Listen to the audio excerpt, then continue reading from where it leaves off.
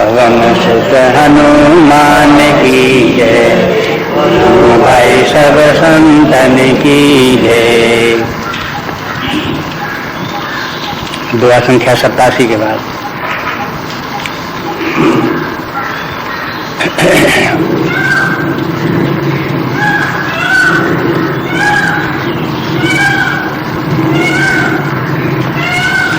जब जदुवंश कृष्ण अवतारा,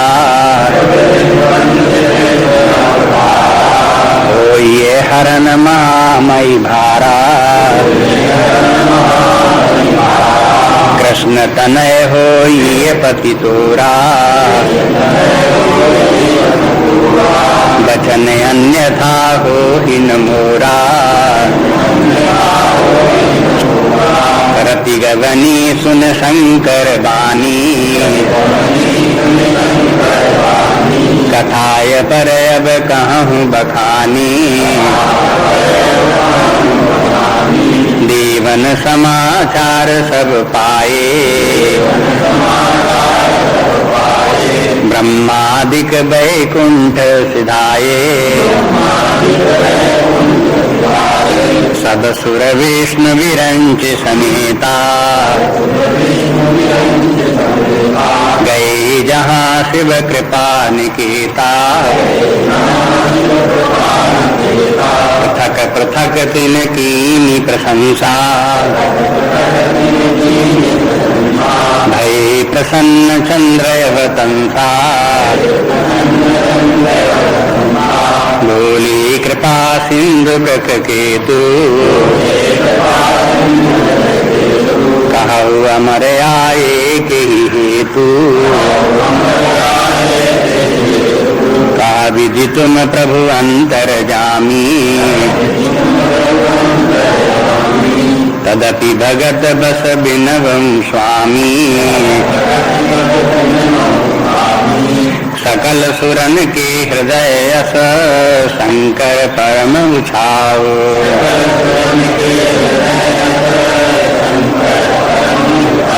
निज नयनन देखा चाहि, नाथ तुम्हार विवाह।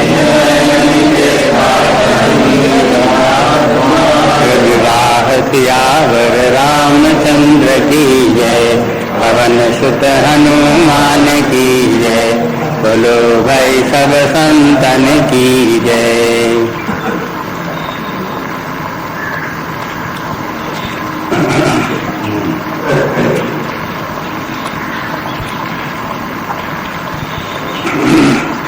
अब देख रहे थे कल भगवान शंकर ने कामदेव का श्रृंगार कर दिया। उसे अपने तीसरे नेत्र के द्वारा अग्नि उत्पन्न कर उसको जला दिया। तात्पर्य है कि ज्ञानाग्नि में कामनाएं शेष नहीं रह जाती, अज्ञानी व्यक्ति की ही कामनाएं होती है। नाना प्रकार की कामनाओं से व्यक्ति ग्रसित होता है और उसी के कारण से नाना प्रकार के दुख भी होते हैं। समस्त दुखों का कारण व्यक्ति की अपनी ही कामनाएं वही उसे पीड़ित करती रहती हैं, नाना प्रकार से दुख देती रहती हैं, मन में क्षोभ उत्पन्न करती रहती हैं, अशांति उत्पन्न करती रहती हैं। ये सब दिखा दिया उसको कामदेव के द्वारा, उसके चरित्र से। और भगवान शंकर जी परमात्मा स्वरूप ज्ञान स्वरूप हैं, उनका तीसरा नेत्र ज्ञान का नेत्र है।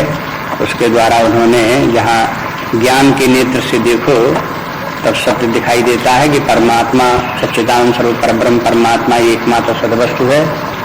ये समस्त मैं तुम नाम रूप जगत, ये समस्त विस्तार ये मिथ्या है, स्वप्न के समान है। इसमें कामना करने वाला भी झूठा और जिन वस्तुओं की कामना की जाती वो भी झूठे, दोनों ही मिथ्या है। काम पदार्थ मिथ्या है, मिथ्या सृष्टि जगत है स्वप्न के समान, और जो कामना करने वाला पुरुष है वो भी स्वप्न पुरुष के समान है, वो भी मिथ्या है। इसलिए व्यक्ति इस ज्ञान से जब विचार करता है तो उन कामनाओं से मुक्त रहता है। ज्ञान की अवस्था रहेगी तो फिर कामना उसमें आ नहीं सकती, निष्काम हो जाता है। ये इस प्रसंग से स्पष्ट हो गया। अब ये कहते हैं कि ये कामना समाप्त हो गई तो अभी कल ये भी देख रहे थे कि कामना जो है वो कई प्रकार की है। एक प्रकार से हम विभाजन कर सकते हैं, एक वो कामना जो धर्म के प्रतिकूल है और एक वो कामना जो धर्म के अनुकूल है। कामना जो धर्म के प्रतिकूल है वो तो कामना सर्वथा त्याज्य है, हर समय त्याज्य है। वो तो कामना कभी करनी ही नहीं चाहिए, नहीं तो व्यक्ति का जीव का अधोपतन होने लगता है, नीचे गति उसकी होने लगती है, उत्थान नहीं होता है। लेकिन धर्ममयी कामना व्यक्ति का उत्थान करती है, उसका थोड़ा विकास होता है। इसलिए धर्म के अनुकूल जो कामना है उसका विकास, उसको प्रारंभ में उसका आदर किया जा सकता है। शास्त्रों में भी, वेदों में भी इस प्रकार के जो धर्म अनुकूल कामनाएं हैं उनको कामना करने के लिए कहा गया है। वेदों के पूर्व भाग में कहा गया कि स्वर्ग प्राप्त की कामना करो। तो इसलिए कहा गया कि जब स्वर्ग प्राप्त करने की कोई कामना करेगा तो धर्म का पालन करेगा। कोई अधर्म से स्वर्ग थोड़ी प्राप्त हो जाएगा, तो धर्म के मार्ग पर आएगा, धर्म की महिमा समझेगा, धर्म पर चलने का उसको अभ्यास बढ़ेगा। इसलिए उसको कहा जाता है कि कामना करो, स्वर्गादि की कामना करो और धर्म का पालन करो। लेकिन वही वेद फिर अंत में जब वेदांत आता है, उपनिषद आते हैं, तभी कहते हैं कि स्वर्ग की कामना भी मिथ्या है, वो भी कल्याणकारी नहीं है, उस कामना को भी त्यागो और अब निष्काम बन करके परमात्मा की प्राप्ति करो। तो परमात्मा की प्राप्ति भी एक कामना है, स्वर्ग की प्राप्ति की भी एक कामना है। स्वर्ग की प्राप्ति की कामना परमात्मा की प्राप्ति की कामना के सामने तुच्छ है, हीन है। इसलिए जब तक व्यक्ति हीन कोटि की कामनाओं का त्याग नहीं करता तब तक उच्च स्तर की कामनाएं उसके हृदय में आती भी नहीं है और उनसे जो प्राप्त होने वाला फल है वो भी नहीं मिलता। इसलिए उसे निम्न कोटि की कामनाओं का त्याग करके उच्च कोटि की कामनाएं उसे करनी चाहिए। स्वर्ग की प्राप्ति की कामना परमात्मा की प्राप्ति की कामना की अपेक्षा से निम्न स्तर की है। इसलिए जब परमात्मा की प्राप्ति की कामना होने लगे, समझ में आने लगे कि परमात्मा परम प्राप्तव्य है, तब उसे स्वर्ग की कामना, यश कीर्ति की कामना, भौतिक सुख की कामना छोड़ देनी चाहिए। लोग प्रशंसा करें, आदर करें, सत्कार करें, इस प्रकार की कामना छोड़ देनी चाहिए। स्वर्ग प्राप्त हो, इस प्रकार की कामना छोड़ देनी चाहिए। नाना प्रकार के विषय भोग प्राप्त हो, इस प्रकार की कामना छोड़ देनी चाहिए। ये कामनाएं व्यक्ति के मन को ठगती रहती हैं और वहीं तक उसको एक सीमा तक ले जा करके वहीं अटकाए रहती हैं। इसलिए फिर उसको ये है धर्म से प्राप्त होने वाले जो काम्य पदार्थ तीनों हैं, इनकी कामना को, इनकी तीनों की कामना को छोड़ देना चाहिए। तो शंकर जी ने जिस कामना का भस्म कर दिया वो ये कामना रही, इन तीनों की कामनाएं थी उनको भस्म कर दिया। लेकिन काम समाप्त नहीं हो गया। अब देखो काम भस्म हो गया, उससे ऐसा लगता है कि मानो काम समाप्त हो गया। लेकिन कल जो प्रसंग था उससे शंकर जी ने जो वरदान दिया रति को, उससे ज्ञात होता है कि केवल कामदेव का शरीर भस्म हुआ, लेकिन वो उसका तत्व, जो मूल तत्व जीव भाव, अंत भाव, आत्म भाव जो उसमें था, देवत्व भाव, वो उसका भस्म नहीं हुआ, वो फिर भी रहा उसको। तो माने कामना, एक तो ये परमात्मा की कामना तो शुद्ध कामना है, निर्विकार कामना है, वो तो सदा ही कामना करनी ही चाहिए, वो कभी भी त्याज्य नहीं है आदि से लेकर अंत तक।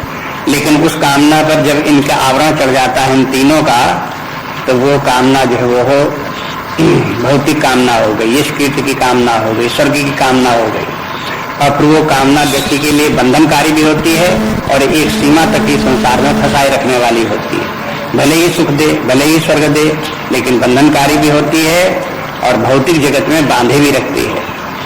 लेकिन वही कामना जब अधर्म के द्वारा होने लगी, अपना कर्तव्य कर्म भी व्यक्ति नहीं समझता, स्वेच्छाचारी हो जाता है, अपनी सीमा से बाहर निकल जाता है वो, तो ऐसा व्यक्ति, अधर्मी व्यक्ति की जो कामनाएं हैं, तो वो कामनाएं तो उसको अधोगति में ले जाती हैं। अधोगति माने उसको मन में बहुत अधिक अशांति होती है, बड़ी व्यग्रता होती है, बड़ी व्याकुलता होती है, बड़ी बेचैनी होती है, भीतर से वो जो है बहुत परेशान होता है। ये दशा व्यक्ति की कब है? जब वो अधर्म का जीवन जीता है तब। धर्म का जीवन जीने वाले व्यक्ति में भी अशांति होती है इनकी कामनाओं के कारण से, लेकिन उतनी अधिक नहीं होती। ये सब जो है कामना कितने प्रकार की हैं, ये सब धीरे धीरे करके समझनी चाहिए। शास्त्र में ध्यान दें, एक एक करके पहचानें। दूसरे प्रकार से हम कह सकते हैं कामनाएं 3 प्रकार की हैं। एक तो जीवन धारण करने की कामना, और दूसरी विषय भोगों की कामना, और तीसरी परमार्थ की कामना। जीवन धारण की कामना जो है वो हो दूषित नहीं है, वो मान्य है। शास्त्र कहते हैं कि अगर भूख लगती है तो खाओ, खाने की कामना कोई बुरी कामना नहीं है। प्यास लगती है पानी पियो, ये कोई कामना खराब नहीं है। सर्दी लगती है उससे बचने के लिए कपड़े पहनो, ये कोई कामना खराब नहीं है। इनको कामनाओं के अंतर्गत नहीं कहते हैं, त्याज्य कामना के अंतर्गत इनको नहीं लाते। ये कामनाएं ऐसी हैं जिनको कि व्यवहार काल में व्यक्ति को इतना समझना चाहिए कि इन कामनाओं से डरे नहीं। ये कामनाएं जो है ये है किसी व्यक्ति का नुकसान करने वाली नहीं है, इसलिए इनके लिए त्याज्य भी नहीं है। लेकिन दूसरी कामनाएं जो इसी प्रकार इसी कोटि में आती हैं, लेकिन वो हो विषय सुखों के लिए है। जैसे खाना है तो भूख लगने के लिए खाना एक बात है, और जिह्वा के स्वाद के लिए खाना दूसरी बात है। जिह्वा के स्वाद के लिए जब खाने लगे तो शास्त्र कहते हैं ये त्याज्य कामना, ये दूषित कामना है, ऐसी कामना नहीं करनी चाहिए। तो इतना विवेक व्यक्ति को शास्त्र का अध्ययन करते करते विवेक करना चाहिए कि ऐसा नहीं है कि खाने की भूख लगी और खाना मांगते हैं तो बस हाय हाय तो वाह हो गया कि भाई कामना उत्पन्न हो गई, अब क्या करें, ऐसे घबराने की बात नहीं। कामना उस समय होती खाने की तो खाएं, पीने की कामना होती पिए, लेकिन जब जिह्वा स्वाद मांगने लगे तो घबराने की बात है। ये जिह्वा में स्वाद की मांग की कहां से आ गई, ये तो त्याज्य है, यही पाप है, यही दूषित है। इसलिए ये 5 इंद्रियां जो हैं, ये 5 इंद्रियों के घ्राण रसना नेत्र और श्रोत्र, ये 5 इंद्रियों को इनको संयमित रखे और इनको विषयों में लिप्त न होने दे। और इनको इंद्रियों के जो भोग्य पदार्थ विषय हैं यही सबसे ज्यादा हानिकारक मनुष्य जीवन में यही है। बस यही इनकी कामनाएं व्यक्ति का विनाश करती रहती हैं, उसे पीड़ा पहुंचाती रहती हैं, दुख देती रहती हैं। ये कामनाएं भले ही धर्म के अनुकूल हों तो भी हानिकारक हैं उन लोगों के लिए जो कि परमार्थ के लिए आगे बढ़ने वाले हैं। जिन्हें परमात्मा की प्राप्ति की कामना न हो, भक्ति और ज्ञान से कोई मतलब न हो, वे अपनी इन कामनाओं को धर्म के द्वारा और सामान्य धर्म का पालन करते हुए भोग सकते हैं। उससे उनको न समाज को बहुत हानि होगी न उनको बहुत हानि होगी। लेकिन जरूरी यह है कि बंधन में पड़े रहेंगे, जन्म मृत्यु का चक्र नहीं छूटेगा और परमार्थ की प्राप्ति नहीं होगी, ये बात बस रहेगी, अन्यथा और कोई उससे दोष नहीं है। इसलिए ये दूसरे प्रकार की जो कामनाएं हैं ये उन लोगों के लिए त्याज्य हुई जो परमार्थ कामी है। और छूटती भी कैसे हैं ये कामनाएं, जब व्यक्ति को समझ में आता है कि परमात्मा एकमात्र सद्वस्तु है, वही परम प्राप्तव्य है, और ये कामनाएं हमारे मार्ग में बाधक हैं। और ये भी समझ में आता है कि जो काम्य पदार्थ हैं वो माइक हैं, माया के द्वारा रचे गए हैं। कामना करने वाले मनबुद्धि हैं, ये भी माया की रचना है। इन्हीं के क्षेत्र में ये कामनाएं भी हैं और काम्य पदार्थ भी हैं। जब व्यक्ति थोड़ा गंभीर हुआ, उसके व्यक्तित्व का आंतरिक अनफोल्डमेंट हुआ, उससे ऊपर उठा, अपने आत्मभाव में आया, तब उसे छुटकारा होता है इन कामनाओं से। तो ये रूप जो वेदांत का है उसी को शंकर जी ने काम को भस्म के ज्ञान के द्वारा कर दिया। ये तुलसीदास जी ने अपने ढंग से पौराणिक भाषा जो है वो शैली उसके अनुसार ये बात बता दी। और रति के द्वारा ये भी कह दिया, रथ ने आकर के भगवान शंकर जी से प्रार्थना की तो भगवान शंकर जी ने कह दिया ऐसा नहीं है कि काम बिल्कुल समाप्त ही हो गया हो, अब वो बिना शरीर के रहेगा, सर्वत्र विद्यमान रहेगा, शरीर ही उसका नष्ट हुआ है, ऐसे करके बता दिया। तो माने एक प्रकार का ये वरदान हो गया। तो जिस रूप में ये काम बता रहे हैं भगवान शंकर जी, बिना शरीर वाला काम, कि माने ये काम थोड़ा जो है वो लोक कल्याणकारी काम है। ये संसार की रचना चलती रहे, विकास होता रहे, संसार होता रहे, इसमें व्यक्ति अपने अपने शुभाशुभ कर्मों का फल भोगते रहे, इसके लिए भी काम की आवश्यकता है लौकिक दृष्टि से। तो वो कार्य जो है ये काम पूरा करता रहेगा। तो इसलिए कहा, रति ने कहा कि फिर वो हमको कैसे प्राप्त होगा बिना शरीर के। तो कल कह रहे थे तो भगवान ने कहा कि देखो वो कैसे प्राप्त होगा, जब यदुवंश कृष्ण अवतारा, जब यदुवंश में भगवान कृष्ण अवतार लेंगे हुई है हरण महामयी भारा, तब वो महामयी भार का हरण करेंगे। पृथ्वी का भार हरण करने के लिए जब भगवान कृष्ण अवतार लेंगे तो कृष्ण तनय हुई है पति तोरा, तो भगवान कृष्ण का जो पुत्र है वही तुम्हारा पति होगा। वचन अन्यथा होई न मोरा, तो मेरी बातें झूठी नहीं होगी। अब ये कथा जो है आ गई, भागवत की कथा आ गई। अब भागवत को देखें तो विस्तार है कि ये कथा वहां मिल जाएगी जहां भगवान कृष्ण का अवतार हुआ, वही की कुछ बातें यहाँ पर बता दी गई। अब सबसे पहले ये कहा कि यदुवंश, अब यदुवंश क्या है, उसमें भगवान कृष्ण का भगवान का अवतार हुआ। कामदेव जो है वो हो परमात्मा का ही, पर समस्त देवता परमात्मा के ही अंश हैं। कामदेव भी परमात्मा का ही अंश है।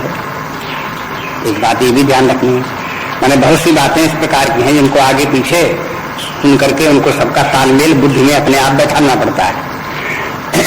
कि स्वयं कामदेव कहाँ से आया, तो कहते ऐसे नहीं कि स्वयं अपने आप से सदा से विद्यमान है। समस्त जैसे देवताओं की उत्पत्ति परमात्मा से होती है, ऐसे इस काम की उत्पत्ति भी परमात्मा से ही हुई है। जैसे सारे जगत के समस्त प्राणियों की उत्पत्ति परमात्मा से हुई है, तैसे काम की उत्पत्ति भी परमात्मा से ही हुई है।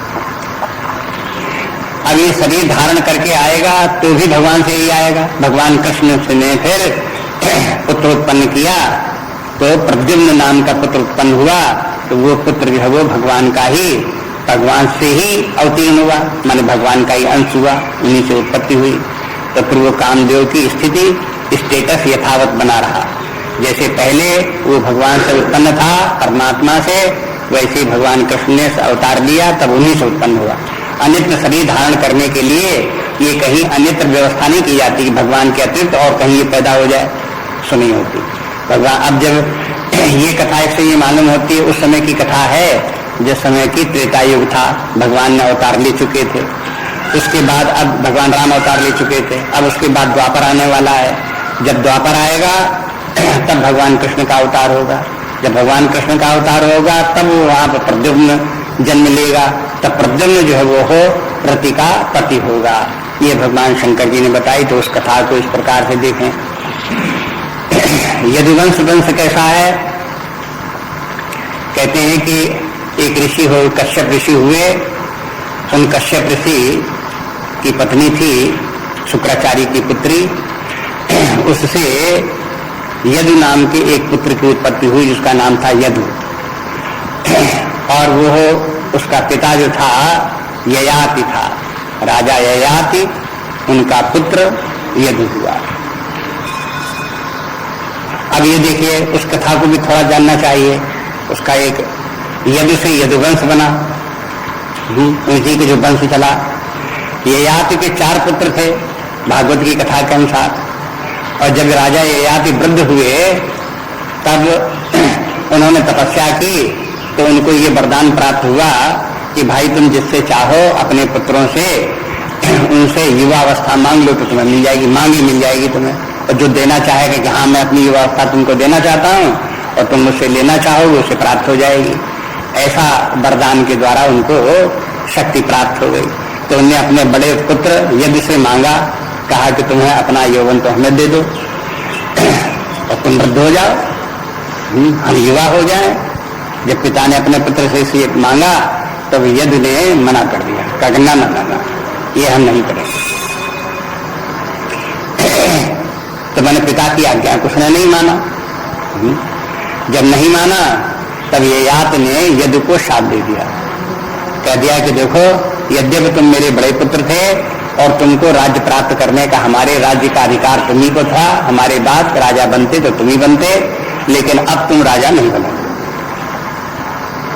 और ये भी कह दिया कि तुम्हारे वंश में कोई राजा नहीं बनेगा। भागवत में ये कथा भगवान कृष्ण ने स्वयं सुनाई है। कहा कि हम यदुवंश में पैदा हुए हैं और जिस यदुवंश में हम पैदा हुए हैं उसमें जो है वो हो राज्य प्राप्त करने का अधिकार है ही नहीं। पिता ने शाप दे दिया है। तब फिर उसके बाद में जब उसके बाद में फिर सबसे छोटा चौथा पुत्र था, उसने अपनी युवावस्था पिता को दे दी और फिर पिता ने फिर वो और भी यौवन सुख भोग लिया और उसके बाद में उसका भी जीवन समाप्त हुआ।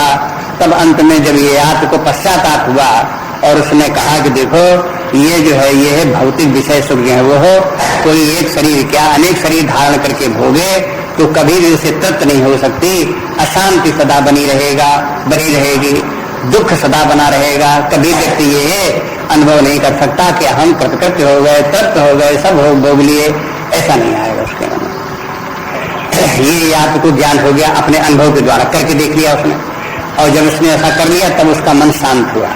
और जब थोड़ा मन शांत हुआ उसको, तब उसने यदु ने अपने पिता से कहा कि आपने हमको जो शाप दे दिया है वो कहाँ तक उचित है, विचार करो, ठीक नहीं है हमें लगता है, आप कृपा करो हमारे ऊपर।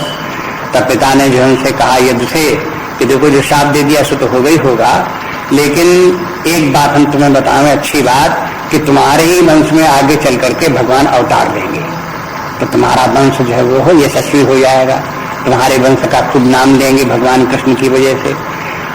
और जब भगवान कृष्ण अवतार लेंगे तब तुम्हारा वंश शुद्ध हो जाएगा और हमारा शाप समाप्त हो जाएगा। उसके बाद फिर जो उनके पुत्र होंगे वे राजा होने के अधिकारी हो जाएंगे। वरदान में इतना जो शाप दे दिया तो तुम्हें इतना सुधार हो गया, हाँ? तो उसमें सुधार के कारण से फिर जो वो हो, ये ऐसा तो यदुवंश हुआ। अब यदुवंश में हुए रुक्मिणी से फिर जो है भगवान कृष्ण के पुत्र उत्पन्न हुआ, और वो जब पुत्र उत्पन्न हुआ तो वो 10 दिन का था। उसी के बीच में एक शंबर नाम का असुर उस समय था, उनका भगवान कृष्ण से बैर चलता रहता था, क्योंकि सब असुरों का विनाश कर दिया था भगवान कृष्ण ने हर तरह से युक्तियों के द्वारा, तो सब नष्ट हो गए थे। तो शंबर असुर भी इनसे भगवान शंकर जी से शंबरासुर बैर मानता था, तो उनके पुत्र को सूतिका ग्रह से ही 10 दिन का जब था तो उसी पुत्र को वो उठा लाया और ले जाकर समुद्र में फेंक दिया। ये कथा भागवत में आती है इस प्रकार के, प्रद्युम्न की कथा। समुद्र में फेंक दिया तो एक मछली उसको खा गई, मछली के पेट में पहुंच गया वो। तब एक धीवर जो है मछली मारने वाला गया तो मछली पकड़ी, तो एक मछली वही पकड़ में आ गई जब किसी को उसमें। जब वो पकड़ करके मछली अपने घर ले गया तो उसने कहा ये तो मछली बहुत सुंदर है और बहुत बड़ी मछली है, बहुत बढ़िया मछली है, चलो इसको राजा को भेंट करें। तो उसे शंबर असुर के ही राज्य में वो धीवर रहता था, इसलिए शंबर के पास गया और वो मछली उसको भेंट कर दी। शंबर ने वो मछली ले ली और लेकर के अपने रसोई घर में वो दे दी, कह दिया कि लो इस मछली को आज इसको बनाओ, आज इसी का भोजन बनेगा। उसके यहाँ रसोई घर में काम करने वाली एक स्त्री थी, उसका नाम था मायावती। वो रति जो थी वो मायावती का रूप धारण करके शंबर के यहाँ वास कर रही थी और अपने वरदान के अनुसार जो भगवान ने शंकर जी ने दिया था प्रतीक्षा कर रही थी कि भगवान कृष्ण यही तुमको मिलेंगे, उनका पुत्र मिलेगा तुम्हें, ये काम उसी के रूप में, पुत्र के रूप में। तो वहां वो प्रतीक्षा कर रही थी। तो जब मछली उसने काटी तो उसके भीतर से वही पुत्र निकल आया, प्रद्युम्न निकल आया। जब प्रद्युम्न पुत्र ने तो उसने बताया उनको जो है वो कि ये तो एक पुत्र देख करके वो आश्चर्यचकित हो गई। अब भागवत की कथा के अनुसार आता है कि उसी समय नारद जी वहां है और उससे कहा मायावती से कि जो ये तुम्हारे बालक इसमें से निकला है ये असल में तुम्हारा पति है, ये शंकर जी ने जो तुम्हें वरदान दिया था वही तुम्हारा जो है ये भगवान कृष्ण का पुत्र है, तो इसको संभाल करके रखना। और कहा कि ये है शंबरासुर को मत बताना इसको। तो फिर उसने जो है वो मछली तो बना के काट कूट करके खिला दी शंबरासुर को, लेकिन जो पुत्र उसमें से निकला उसको मायावती ने उसको छिपा रखा और उसका वो पालन पोषण करती रहती छिपे छिपे अलग स्थान में, और शंबरासुर की उसको खबर तक नहीं होने दी। अब देखो उसने, उस स्त्री ने, मायावती ने पुत्र रूप अपने पति को पाला और पालते पालते पालते पालते जब बड़ा हो गया, 15-20 साल का हो गया, 25 साल का हो गया, उतने दिनों तक जब वो हो गया तो फिर वो मायावती ने जब बड़ा हो गया तब उसको बताया, कहा कि तुम तो भगवान कृष्ण के पुत्र हो और तुम हमें नारद जी बता गए हैं, तुम पिछले जन्म में काम थे, अब तुमको ये तुम जो है प्रद्युम्न होकर के भगवान कृष्ण के पुत्र के रूप में हुए हो और मैं रति हूँ, मैंने तुम्हारा पालन किया है और फिर इन दोनों का विवाह हो गया। अब शंबरासुर को ये पता नहीं। अब फिर उसके बाद में ये कथा मालूम हुई तो आगे की कथा होती है। तो फिर शंबरासुर मारा जाता है, उसमें प्रद्युम्न जो है वो उसको शंबरासुर को मारते हैं और भगवान कृष्ण जो है उनको, भगवान कृष्ण को मालूम होता है कि यहाँ शंबरासुर के हैं, यहाँ पर उनका पुत्र पहुंच गया है। तो फिर उनको प्रद्युम्न को, मायावती को, इन दोनों को भगवान कृष्ण ले आते हैं, शंबरासुर मारा जाता है। तो इस प्रकार से अगले जन्म में रतिका और कामदेव का इस प्रकार से कथा आती है तो उनका विवाह होता है। तब जब जदवंश कृष्ण अवतारा तो ये हरण महामयी भारा, महामयी भार, पृथ्वी पर बहुत भार बढ़ जाएगा। तब महामयी भार से ऐसा लगता है कि त्रेता युग में जो पृथ्वी पर रावण के कारण से भार था वो केवल भार था पृथ्वी पर, उतना ज्यादा अत्याचार दुराचार नहीं फैला था रावण के समय में जितना कि महाभारत काल में पांडवों के, कौरवों के समय में हुआ। उस समय पृथ्वी पर जितने भी राजा थे वे सभी राजा असुरों के अवतार थे, सब निशाचरों के ही वंश के हो गए थे। देश भर में तमाम छोटे छोटे राज्य और उन सबके राजा और 100 निशाचर राजा उन्हीं का जन्म। और वे सब निशाचरी कृत्य करते, धर्म मानते। निशाचर का माने जो धर्म को माने ही नहीं, धर्म की कोई व्यवस्था, विधि निषेध से उन्हें कोई मतलब नहीं, जो बात उनकी समझ में आवे सोई ठीक, बस शास्त्र मत से उनसे कोई मतलब नहीं। ऐसे निशाचरी स्वभाव वाले हो गए। वे एक दूसरे से लड़ते रहे और भौतिक सुखों के भोगने में लगे रहे। प्रजा के पालन में रंच मात्र भी उनकी रुचि नहीं रह गई। प्रजा को कष्ट देने लगे, उनसे खूब टैक्स वसूल करें, प्रजा को दुखी हो प्रजा, उससे उन्हें कोई, प्रजा के दुखी होने से उन्हें कोई दुख नहीं, उन्हें कोई परेशानी नहीं। और जो संपत्ति इकट्ठी वो करें उनको सबको अपने व्यक्तिगत भोग में वो अपने लगाते थे। नाना प्रकार के भोग सब राजाओं को जो प्राप्त हो सकते थे वो सब प्राप्त करते थे। ये सब आसुरी स्वभाव समय राजाओं का हो गया था, तो महामयी भार हो गया था। तो भगवान ने अवतार लो करके फिर ऐसी युक्तियां रची जिससे कि वो सब राजा आपस में लड़े और लड़ करके मर गए। और उनके स्थान में फिर धर्मराज युधिष्ठिर को चक्रवर्ती राजा बनाया गया और धर्म की स्थापना फिर की गई। तो अब ये कथा जो है ये है द्वापर युग की, महाभारत काल की कथा हुई है। हरण महामयी भारा, तो महामयी भार हरण करने के लिए भगवान कृष्ण का अवतार हुआ था। तो कृष्ण तनय हुई है पति तोरा, तो कृष्ण का, भगवान कृष्ण का पुत्र प्रद्युम्न वो तुम्हारा पति होगा, ये बताया। तो वैसे ही फिर बाद में हुआ।